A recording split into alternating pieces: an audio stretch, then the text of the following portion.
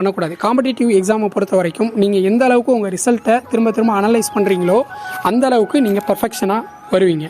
So என்ன பண்ணணும் அப்படின்னா, நம்ம ஒவ்வொரு தடவையும் அந்த ஒரு நீங்கள் டெஸ்ட்டு வந்து ஒரு 10 டெஸ்ட் எடுத்திருக்கலாம், இல்லை 100 டெஸ்ட் எடுத்திருக்கலாம். அது கணக்கு கிடையாது. அந்த எடுத்த டெஸ்ட்டிலலாம் நீங்கள் உங்களோட பர்ஃபார்மன்ஸ், அது ஒஸ்ட்டு பர்ஃபார்மன்ஸாக இருக்கலாம், இல்லை பெஸ்ட்டு பர்ஃபார்மன்ஸாக இருக்கலாம்.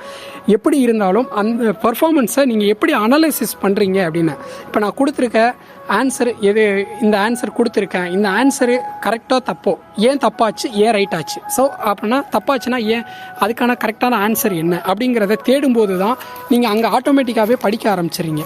இன்னொரு டாபிக் அதை வந்து உங்களுக்குள்ளே உள்வாங்க ஆரம்பிச்சிடுங்க. ஸோ நீங்கள் ரியல் எக்ஸாம் என்விரான்மெண்ட் போகும்போது அந்த நேரத்தில் இந்த கொஸ்டின் தானே அங்கே தப்பு பண்ணோம், இது அங்கே பண்ணக்கூடாது அப்படிங்கிற அந்த மென்டாலிட்டி உங்களுக்கு நல்லா வளர ஆரம்பிச்சிடும். ஸோ நம்ம பண்ணக்கூடிய அந்த